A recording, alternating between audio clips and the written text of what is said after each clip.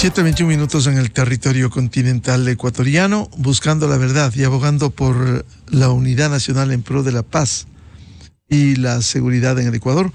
Queremos dar la bienvenida a los siguientes invitados de la revista de Opinión Democracia: el doctor Andrés Isch, exministro de Trabajo; el licenciado José Villavicencio, presidente del FUT; y el doctor Fabián Jaramillo, abogado laboralista. Les invitamos para hablar a propósito del acuerdo del Ministerio del Trabajo emitido este domingo, que dio cuenta su titular, la ministra Núñez, para ordenar los salarios en el sector público, y se ha dispuesto que ganen por debajo de los $5,072 que gana el presidente de la República. Cierto es que se ha encontrado algo que era un secreto a voces: sueldos en el sector público exagerados, pero el dato que proporcionara el Ministerio del Trabajo sí alarma, cuando se señala que 469 empleados en Petroecuador ganaban sobre el sueldo del presidente de la República. El sueldo más alto ha sido de 10,657, de un supervisor de operaciones de transparencia y almacenaje en Esmeraldas, pero también se habla de sueldos mayores. El mayor sueldo en el sector eléctrico dice 64,845 y lo percibe el jefe de tesorería en Esmeraldas. Le sigue $30,231 que gana un técnico de mantenimiento mecánico en Manta, y $28,460 un asistente técnico en Santa Elena. Ahora, esto refleja la falta de controles y de distorsiones con estos sueldos. Quiero empezar con el doctor Andrés Isch, exministro de Trabajo. ¿Qué es lo que ha estado ocurriendo y cómo se puede corregir? ¿Se puede corregir de aquí a futuro estos sueldos que han sido exagerados en el sector público? Buen día.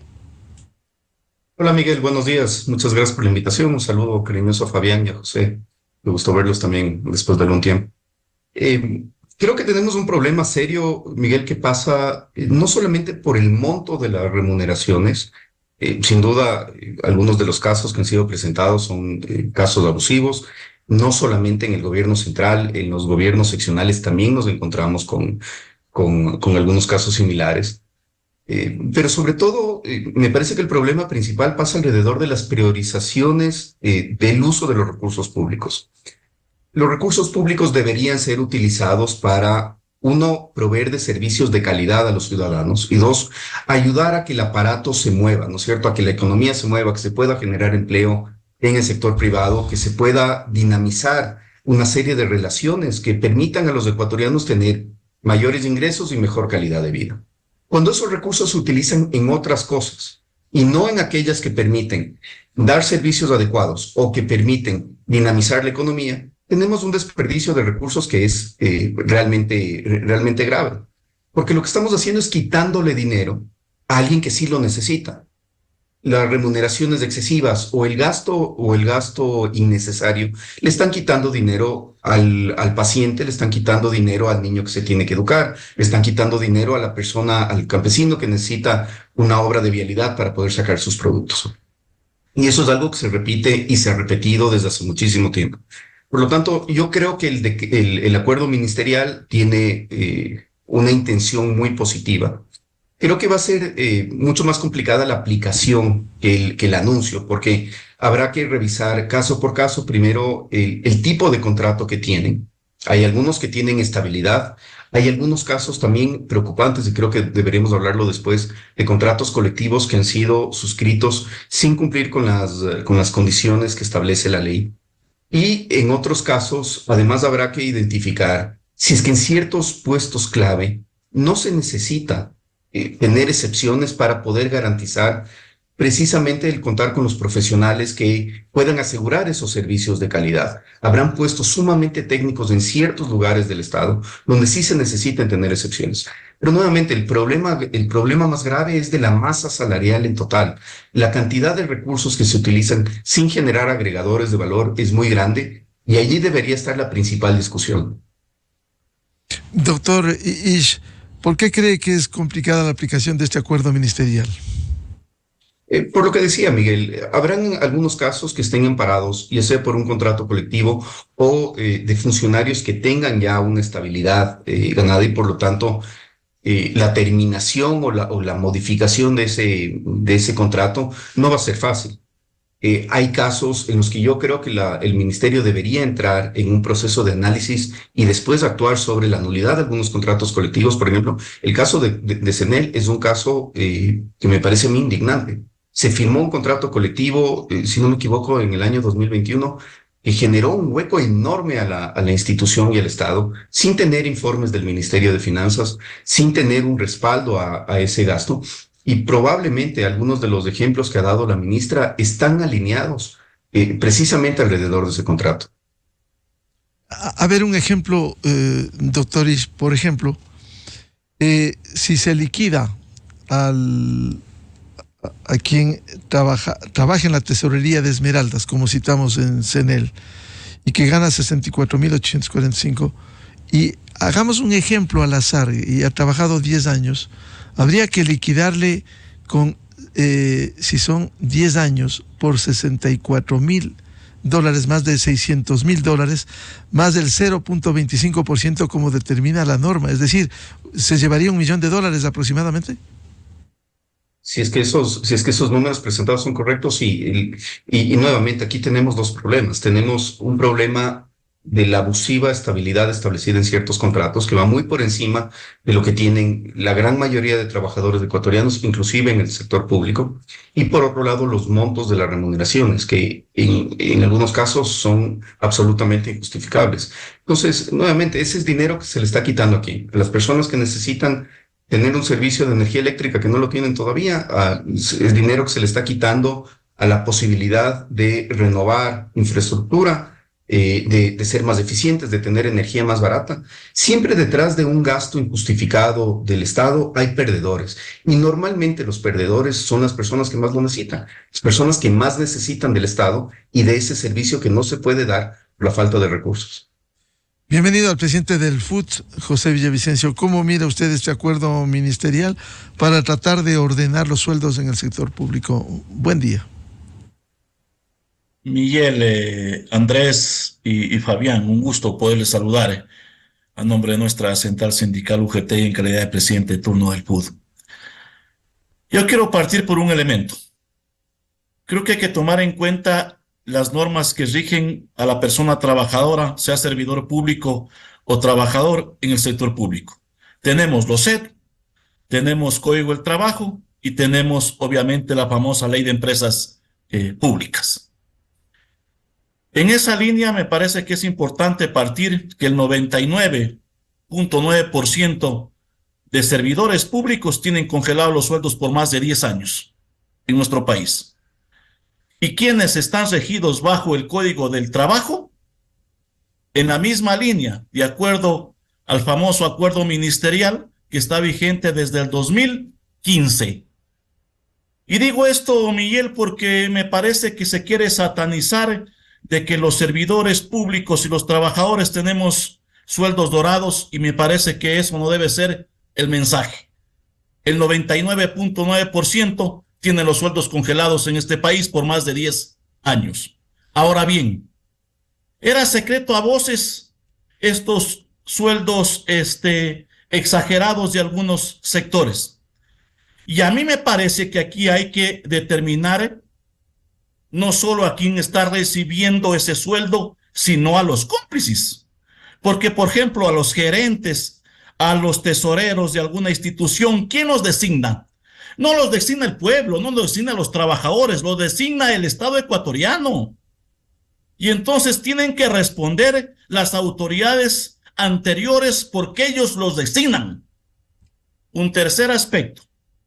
Evidentemente que hay algunos anuncios de que se ha planteado que en algunas empresas públicas existen contratos colectivos exagerados, que también, mi estimado Miguel, se quiere satanizar cuando la contratación colectiva y el derecho a la organización son derechos fundamentales, que no lo dice José Villavicencio, sino lo dice la Organización Internacional del Trabajo. Pero la pregunta es, aquí también hay cómplices, y uno de los cómplices es el Ministerio del Trabajo, porque previo a que se firme un contrato colectivo, tiene que tener el informe del Ministerio de Finanzas. Y la pregunta es entonces, ¿por qué el Ministerio del Trabajo no observó antes de que se firme? Pero también se han hecho unos por demandas o por acciones de protección con jueces de bolsillo, con jueces de corruptos. Pero las instituciones del Estado y el mismo Estado no ha apelado esas demandas. Entonces, mi estimado Miguel, ¿hay complicidad en este tema? Hay complicidad del Estado, hay complicidad de los jueces corruptos y hay complicidad, sí, de dirigentes de que le han servido al gobierno de alfombra de turno, de todos los gobiernos. Y decimos con nombres y apellidos, la famosa Central Unitaria CUD, que fue creada en el 12º piso del Ministerio del Trabajo en el 2012, cuando era ministro el señor Carrasco, y que han estado con todos los gobiernos. Carlos Mar Carrasco. Ellos, exactamente, con ellos han pactado. Entonces, aquí se debería sancionar a todos, no únicamente al que recibe. Mi preocupación, Miguel, que estando bien que se norme, que se controle, no se puede satanizar, porque la mayoría de trabajadores, como ustedes conocen, tienen sueldo promedio de $600 en el sector público, y los que están bajo el Código del Trabajo, el tema del salario básico. Pero también no es la primera vez. El expresidente Correa dijo que se bajaba el sueldo y que iba a ahorrar 21 millones mensuales. El gobierno actual nos dice vamos a ahorrar 20 millones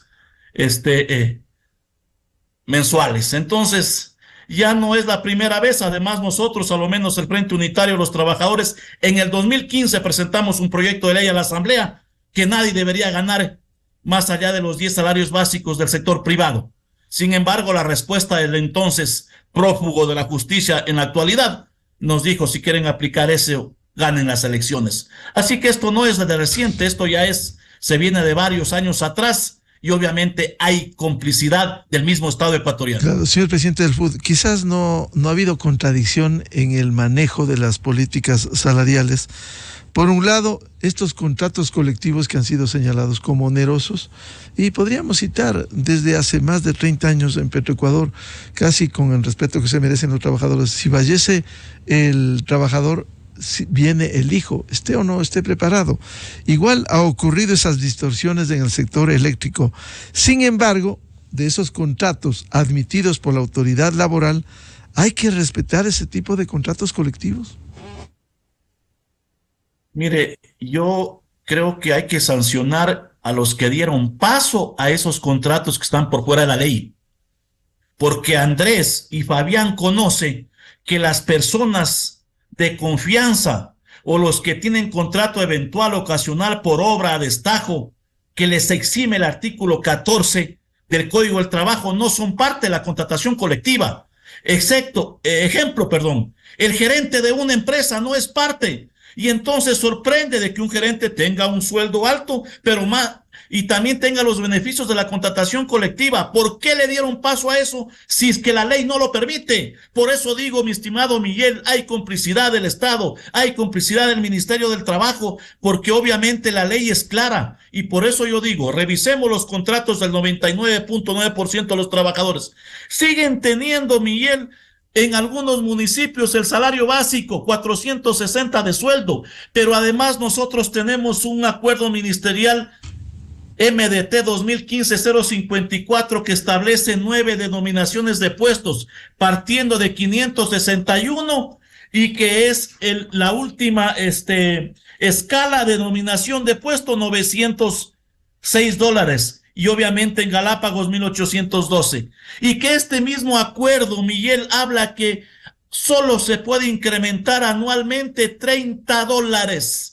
Obviamente, si es que la institución pública tiene recursos, excepto las empresas públicas, que obviamente quien determina los nuevos sueldos es el directorio de la empresa como tal. Y entonces, obviamente, hay normas. La pregunta es, ¿por qué las instancias no hicieron respetar esas normas? Por eso yo digo que hay complicidad entre la justicia, entre los jueces de bolsillo, entre las autoridades, entre los mismos gerentes, y que a eso se les debería sancionar, pero no obviamente generalizar y satanizar porque los ingresos de este país, de la mayoría de trabajadores, no cubren ni siquiera el 50% del costo de la canasta básica familiar. Bienvenido al doctor Fabián Jaramillo, abogado laboralista con toda su experiencia. Doctor Jaramillo, quisiera preguntarle cómo se llegó a estas distorsiones en la política laboral, por un lado, que no es de ahora, no es de ayer, y segundo, cómo aplicar este acuerdo ministerial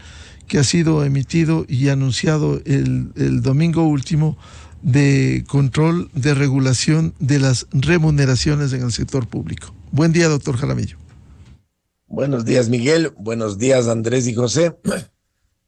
En realidad, se ha escuchado en el pasado de que existen este tipo de situaciones y ahora quedan evidenciados con explicado por la señora ministra de Trabajo para fundamentar el acuerdo ministerial que ha expedido. Yo coincido con lo que han dicho Andrés y José. Conceptualmente es ofensivo que en el Ecuador, que falta recursos para muchas actividades vitales como la salud y la educación, etcétera, existan derroches de esta naturaleza. Pero como dice José, es cierto que estos son casos excepcionales y no corresponden a la generalidad. Creo que lo primero que hay que considerar es que en los últimos años se ha visto críticas ácidas, por ejemplo, a las empresas públicas. En el gobierno anterior, el responsable de las empresas públicas está ahora acusado de muy malos manejos, detenido en la Argentina y no sé si llegue a venir al Ecuador. Pero evidentemente eso revela que el manejo en las empresas públicas no es el idóneo. Y si es que han habido negociados en otras actividades, pues lo que hoy se escucha solo confirma que no solo es en los grandes relaciones comerciales, sino inclusive en el manejo interno con trabajadores privilegiados con remuneraciones de 60,000 o de $30,000, que más allá de que excedan o no a la remuneración del presidente, resultan valores mensuales que ofenden a la mayoría de los ecuatorianos que cuando tienen empleo subsisten con $500 o $600 y muchos otros con menos de ese valor. Entonces, la primera observación es qué pasa en las empresas públicas. Que por un lado hay negociados en grandes valores y por otro tampoco están funcionando aún en los temas como el de los trabajadores. Si los contratos colectivos se firman sin respetar la norma en cuanto al informe del Ministerio de Finanzas, todo eso nos lleva a pensar que algo tiene que hacerse para solucionar esta situación. Quiero recordar que mucho se critica al gobierno de Correa por muchos abusos que se cometieron, pero en ese gobierno se pretendió corregir los abusos en materia de contratación colectiva y mediante un mandato constituyente que era una decisión adoptada por el órgano supremo legislativo que era la Asamblea Constituyente de Montecristi, dispuso que se regulen los contratos colectivos. Y en un procedimiento discutible se hicieron ajustes en los contratos colectivos. Pero repito, ahí provenía la decisión del órgano constituyente. A mí lo que me preocupa frente a lo que ahora tenemos es que por un acuerdo ministerial, que es una decisión administrativa de bajo nivel, si consideramos lo que el 425 de la Constitución señala respecto del rango de aplicación de las normas y que empieza por la Constitución, los tratados internacionales, las leyes, los contratos y finalmente están los acuerdos ministeriales. Claro, la jerarquía de las normas, como dice la Constitución. La jerarquía de las normas. Digo, me preocupa que por un acuerdo ministerial se pueda reformar contratos colectivos, sentencias de tribunales de conciliación y arbitraje, porque tenemos ordenamientos jurídicos y la gente que se sienta perjudicada acudirá a los jueces o laborales o constitucionales, y puede ocurrirnos una cosa parecida a lo que le pasó al Ecuador cuando en el gobierno de Correa, con gran respaldo popular para esas decisiones, restringió las utilidades de las empresas petroleras cuando había altos precios del petróleo, les mandó del país, pero luego hemos perdido no sé cuántos juicios arbitrales para indemnizar los perjuicios causados. Una cosa similar puede pasar si es que por medio de un acuerdo ministerial de baja jerarquía se van a afectar derechos que tienen un origen en un contrato colectivo o una sentencia de un tribunal de conciliación y arbitraje.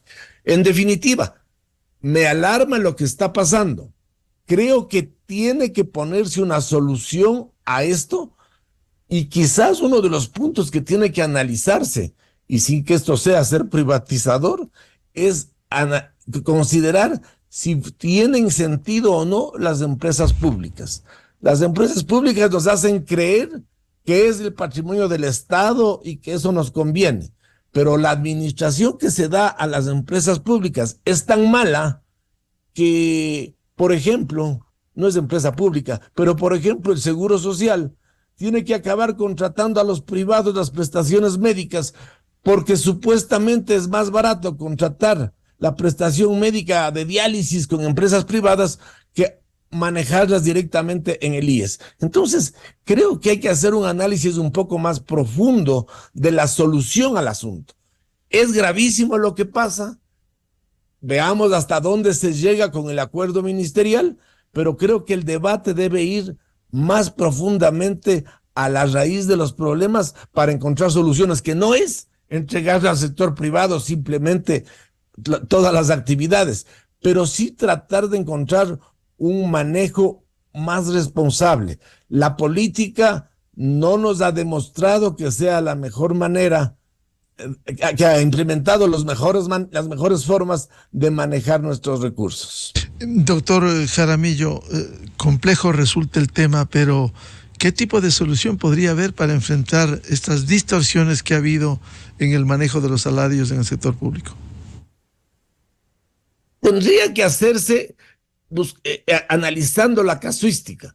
Si son incrementos originados en contratos colectivos, podría buscarse el camino a través de la nulidad de los contratos colectivos si es que les faltara un requisito esencial, como por ejemplo la asignación previa del presupuesto. Si son simplemente contrataciones que se han hecho groseramente, coincido con José, no es solamente responsable de aquello el que está recibiendo 60 y pico de mil dólares mensuales. Son responsables quienes han convenido en pagar esa remuneración, y deberíamos como sociedad encontrar la solución sancionando a quienes así lo han hecho. Pero insisto, creo que para una solución de fondo es analizar el tema estructural, si tienen mucho sentido como están las empresas públicas, donde tenemos problemas de el máxima autoridad de las empresas públicas evitando su regreso al Ecuador, y por otro lado muchos funcionarios con remuneraciones exorbitantes, o debemos buscar una solución estructural para el funcionamiento de esas empresas públicas, a que tengan otro tipo de controles, a lo mejor haciendo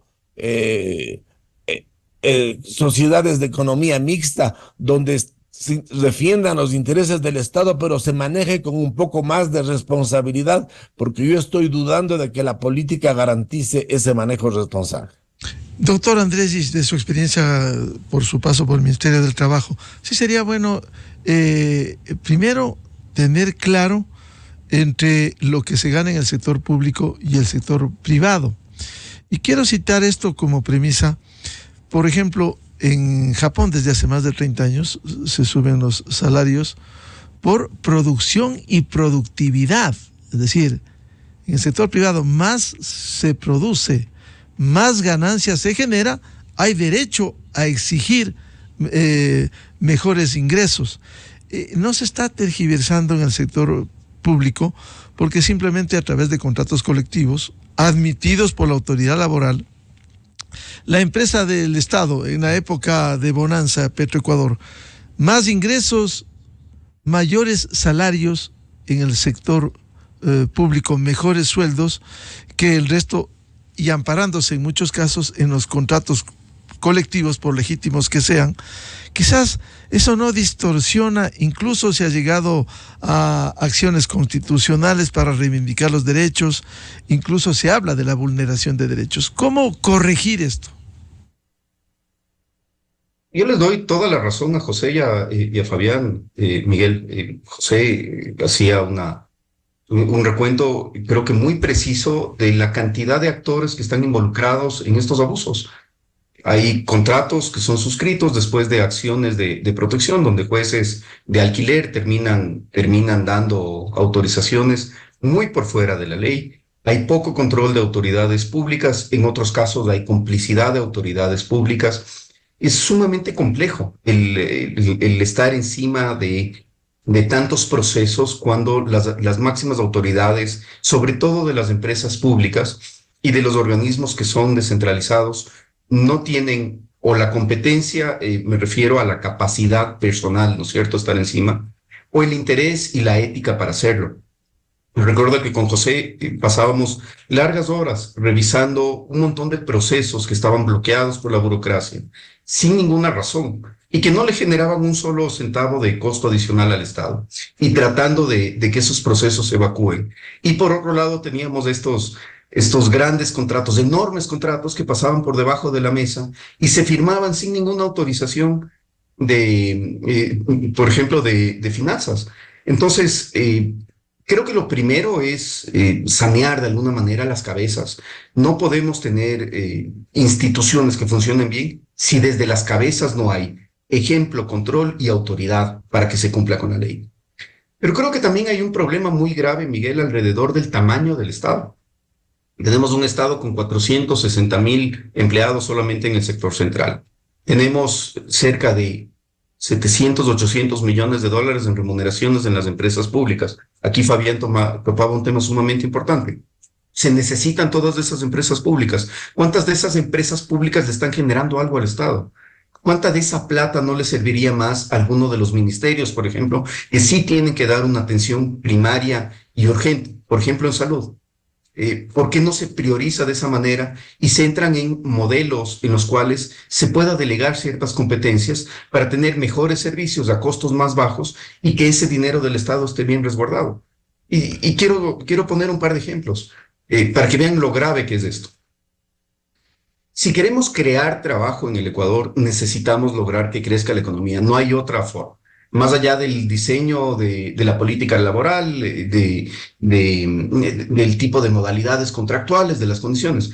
La única manera de crear empleo, de que se cree empleo de verdad, es creciendo la economía. Para que crezca el empleo, necesitamos más o menos $1,000 millones de incremento del PIB para cada 45,000 empleos que se crean, ¿sí? Si es que esos 1,000 millones de incremento del tamaño de la economía se sostienen durante 3 años, se crean 100,000 empleos permanentes.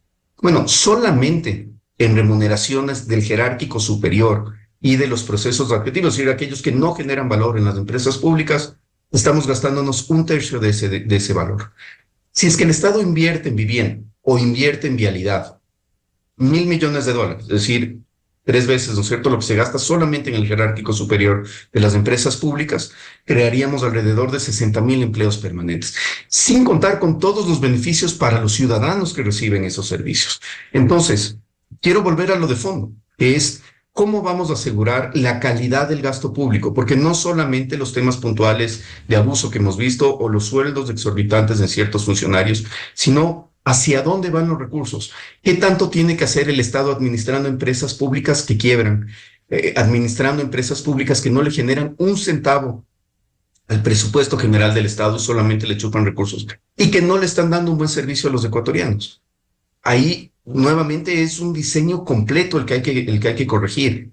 Hay que dejarle al Estado haciendo las cosas que pueda hacer bien, haciendo las cosas que no se van a hacer desde el sector privado, que se necesita solidaridad, porque se necesita de alguna manera subsidiar muchos de esos servicios, pero hay otras cosas que hay que delegar o concesionar o entrar como decía Fabián, en un régimen mixto, ¿no es cierto? O directamente que lo hagan los privados, si es que lo pueden hacer bien y con costos más baratos para los ciudadanos. Este es un tema conceptual y estructural. ¿Cómo corregir, doctor Andrés Isch?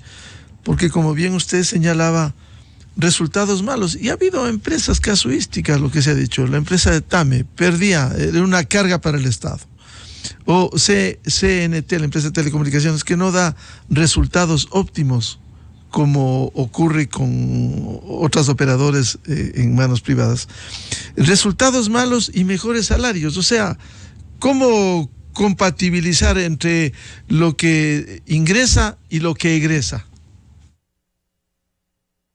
Algunos de estos ejemplos que has puesto, Miguel, TAME gastaba más del 30% de su presupuesto en remuneraciones, en el jerárquico superior y los procesos adjetivos, y apenas un 70% en agregadores de valor. ¿Cómo no va a quebrar?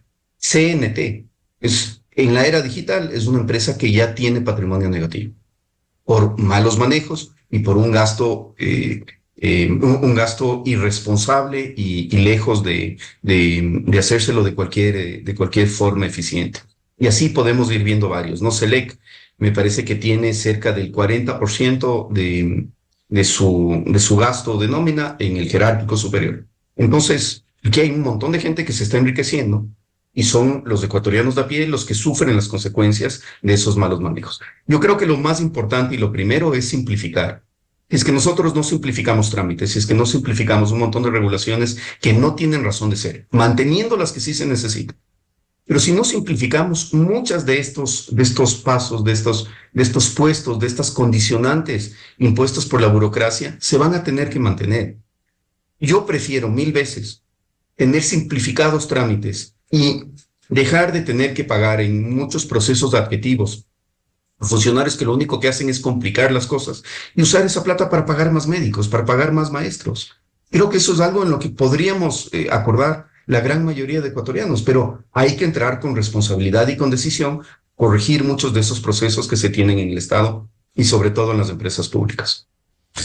Señor presidente del FUT, José Villavicencio, ¿cómo corregir estas distorsiones?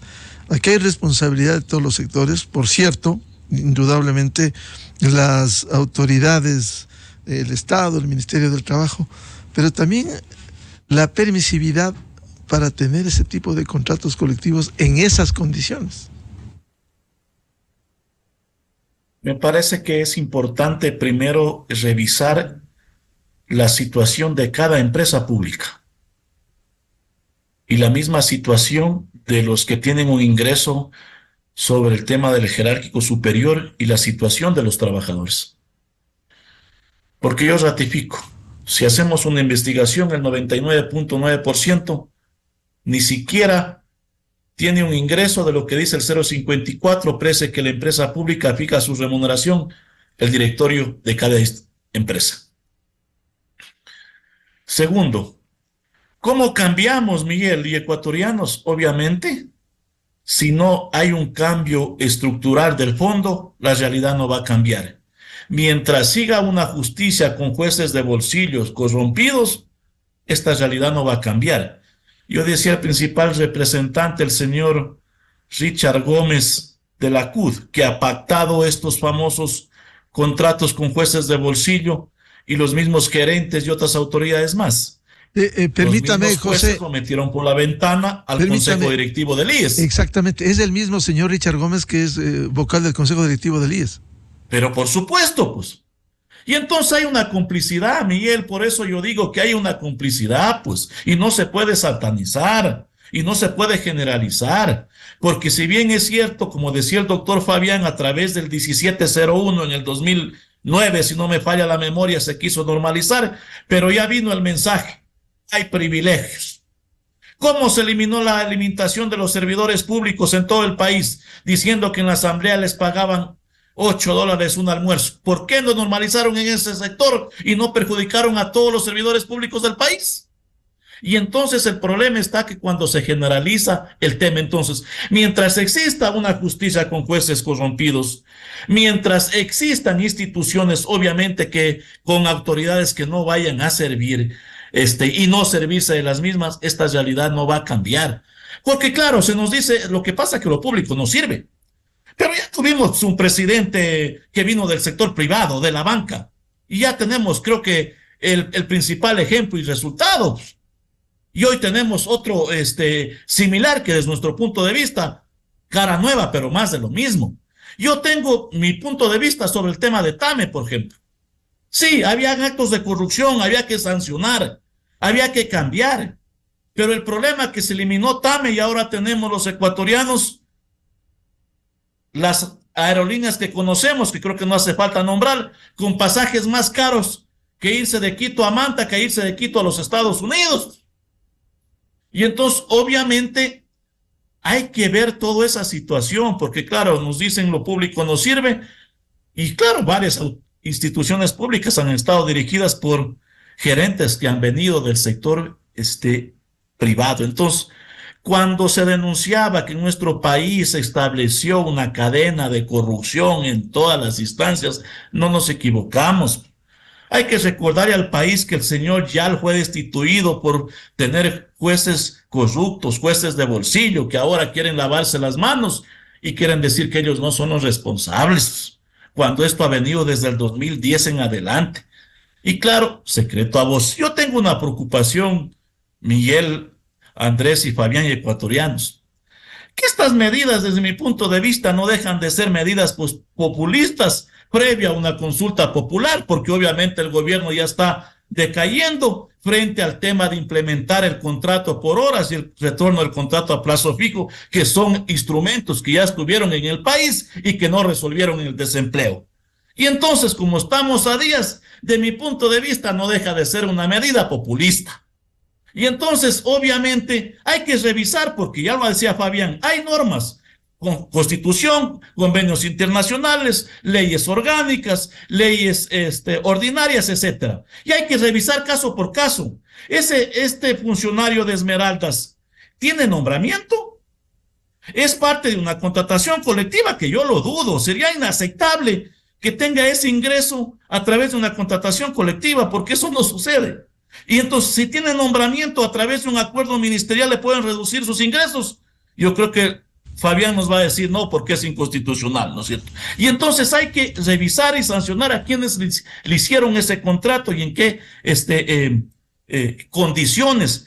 Porque por otro lado también hay que preocuparnos. Y yo le invito a la ministra y le he dicho públicamente, la peor precarización, Miguel, está en los servidores, en los comunicadores de la Asamblea Legislativa, que con un sueldo de 900 ahora están contratando a 3 personas. ¿Qué pasa con esos 60,000 servidores que siguen teniendo nombramiento provisional y que vienen laborando 10, 15, 8, 12 años? Y entonces a mí me parece que si se quiere cambiar esta realidad, hagamos un cambio de fondo. Yo, cuando me reunía con Andrés, le decía, a ver, en el sector público se les requiere hacer un estudio técnico, transparente, honesto. ¿Cuánto personal realmente requiere el Ministerio de Salud, el Ministerio de Educación? Porque yo siempre pongo el ejemplo y que lo hemos vivido. Dicen que hay exceso de personal en el Seguro Social, más de 10,000 trabajadores, etcétera. Pero resulta que usted va a emergencia y tiene que esperar 1, 2, 3 horas porque dice que no hay médicos, no hay enfermeras quien atienda. Entonces, ¿dónde está ese exceso de personal? Y entonces, si no hacemos un estudio técnico, transparente, honesto, dejando a un lado esa práctica de los gobiernos, que yo saco a la gente del anterior gobierno para poner mi gente, porque eso fue lo que acordé en campaña, esta realidad no va a cambiar, porque la persona trabajadora, el servidor, no es mercancía para, o yo diría una pieza de un vehículo para que le estén cambiando. Claro, señor presidente del FUS. Ahora, esto pasa también por contar en el país con empresas eficientes, y eso no hay. Basta tomar los balances y los resultados. Así se mide a una empresa y no se encuentra. ¿Cómo corregir eso que pudiera permitir el mejoramiento de salarios, pero con resultados tangibles y concretos que no hay en gran parte de las empresas públicas? Cuando yo decía, lamentablemente, cuando va gente a servirse de las instituciones y no a servir, pasa eso. Porque obviamente cuando hay gente, porque tampoco hay que generalizar, que va a servir y sabe lo que tiene que hacer porque pone por delante su ética, su formación, yo diría, su profesionalismo, pero sobre todo el don de formación, que eso viene, yo digo, una gran parte desde familia, y entonces va a servir, las cosas tienen este resultado. Pero las cosas cambian, no van a cambiar, perdón, cuando Andrés decía, si no se cambia la cabeza. Y entonces, o se puede cambiar la cabeza, pero en los mandos medios está también la podredumbre.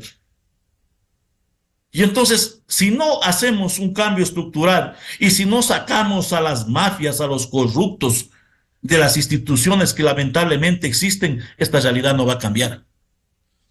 Doctor Fabián Jaramillo, ¿cómo corregir estas enormes distorsiones para hablar de los salarios y también cómo aplicar este acuerdo ministerial que no resulta tan fácil? En realidad, la solución a los problemas que tenemos, como lo han dicho Andrés y José, es a través de cambios estructurales. Y cambios estructurales que tienen que empezar desde la cabeza hasta el final. Y eso es difícil, pero no es imposible, porque los seres humanos y las sociedades somos capaces de irnos reinventando. Usted preguntaba, creo que Andrés, ¿por qué en Japón se busca la productividad? Claro, siempre debe buscarse la productividad, salvo en ciertos servicios del Estado que justamente no son para producir dinero, pero sí para ser eficientes. Tenemos que buscar productividad y eficiencia. Y claro que hay elementos que distorsionan, como dice José, la justicia corrupta que con acciones de protección impone cosas que no son productivas. Yo pienso que hay que empezar a dar pasos hacia una mejor organización de la sociedad. Un grave problema que tenemos en el Ecuador es la falta de empleo. Se dice que 4 de cada 10 ecuatorianos tienen el empleo, y de esos 4 que tienen empleo hay algunos que no son eficientes, porque hay que reconocer que especialmente en el Estado, en épocas pasadas cuando había mucho dinero, para tapar el desempleo se contrataban empleados públicos que son ineficientes. Y Andrés decía también, si un trámite puede bastar con un visto bueno, ahora hay que tener 4 empleados públicos que pongan el visto bueno para darles trabajo. Eso no es un trabajo productivo, ese no es un trabajo eficiente. El Estado debe optimizar y contar con el número de trabajadores que necesita para ser óptimo. Y lo que debe fomentarse es el trabajo productivo de todos los demás. Y ahí sí, ya empezamos a tener dificultades. Yo coincido con José que el acuerdo ministerial que se ha dictado seguramente tiene mucho de anticipo de las campañas electorales, pero no coincido cuando dice es que lo que no nos gusta es que en la consulta popular se habla de 2 figuras contractuales que ya tuvimos. No es cuestión de satanizar 1 o 2 figuras contractuales. Hay que buscar esas 2 y 10 más, porque la única manera de que el Ecuador progrese es ofreciendo trabajo digno a los que ahora no lo tienen, y para que no tengan que encontrar su solución en las pandillas o en la trampa. Entonces, el Ecuador va a cambiar cuando podamos, sin dogmatismos, ofrecer trabajo al que no lo tiene, entender que si el trabajo nuevo no es con todas las garantías del trabajo viejo, ese no es el punto. Es gente que necesita trabajar y llevar dignamente el pan a su casa. Y cuando empecemos a actuar todos así, desde las cabezas, las autoridades de justicia no metiéndose en lo que no les toca, las autoridades del Estado y de las instituciones optimizando su funcionamiento, los privados cumpliendo con la ley, respetando los derechos, empezaremos a cambiar. De lo contrario, no va a ser fácil, ni que se aplique el acuerdo ministerial, que yo personalmente dudo que sea de aplicación efectiva, ni ningún otro correctivo que el Ecuador necesita. Creo que lo que ha pasado en los últimos meses es la evidencia de que ya no somos la isla de paz, que lo fuimos en el pasado. Necesitamos hacer cambios estructurales, para lo cual se necesita decisión y además sentido de patria. Todos deberíamos coincidir en un montón de cosas que antes no nos gustaban, pero si no nos ponemos de acuerdo quienes actuamos de buena fe, la situación va a ser cada día más complicada. Doctor Jaramillo, una distorsión que es bueno precisarlo, nos comentaba un médico prestigioso. En salud, en el sector de la salud, porque se mencionó en este debate, hay déficit de profesionales. Sin embargo, gerentes y directores de algunos hospitales del Ministerio de Salud están exigiendo la renuncia a médicos que tienen nombramiento porque ganaron concursos para especialización de posgrado. Es decir, hay distorsiones. ¿Cómo corregir esas distorsiones en sectores donde se requiere efectivamente? Por ejemplo, ¿qué decir de los médicos, de los profesores? No así de la parte, por respetable que sea, la administración de un ministerio o de una institución. Exactamente es lo que usted dice. El Ecuador necesita tener médicos, necesita tener maestros. Y si es que está sobrando a la infraestructura administrativa burocrática, pues allí tienen que hacerse los recortes, porque el trabajo tiene que ser productivo. Lo que usted mencionaba sobre el Japón, hay que premiar el trabajo productivo. La persona que cumple 8 horas diarias en una oficina sin hacer nada productivo, sino solo devengando su sueldo, no es culpa de él. Se le contrató mal, pero debemos tender al trabajo productivo. En salud, más que funcionarios administrativos, necesitamos médicos. En educación necesitamos profesores más que funcionarios administrativos, y así en todas las áreas. Y eso se necesita una decisión política.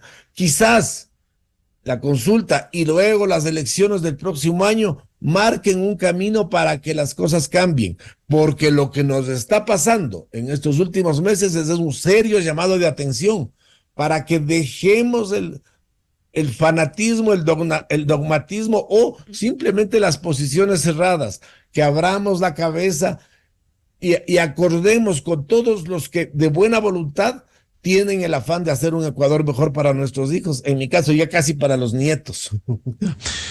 Bueno, quiero comprometerles para hablar del otro tema. Estamos en camino a la consulta popular para hablar sobre la pregunta 4 de enmiendas constitucionales en el referéndum y la consulta popular que se relaciona con el contrato de trabajo a plazo fijo y por horas. Les comprometo a hablar de este tema que será en la consulta del 21 de abril próximo. Muchas gracias por participar al doctor Andrés Isch, a José Villavicencio, presidente del FUD, y al doctor Fabián Jaramillo. Muy amables. Gracias, buenos días. Sí, muchísimas gracias, Miguel. Un abrazo para todos. Hasta luego y gracias. Enseguida, en la revista de Opinión Democracia. 8-9 minutos en el territorio continental ecuatoriano. Vamos a una pausa publicitaria y ya volvemos para hablar sobre la situación del sector petrolero ecuatoriano. ¿Por qué ha perdido predominio, ha perdido relevancia en la economía ecuatoriana? 3 invitados, el doctor René Ortiz, el ingeniero José Orellana y el ingeniero Miguel Robalino. Desde 1984 con Gonzalo Rosero. La revista de Opinión Democracia. Siempre líderes, siempre confiables. Enseguida regresa Miguel Rivadeneira.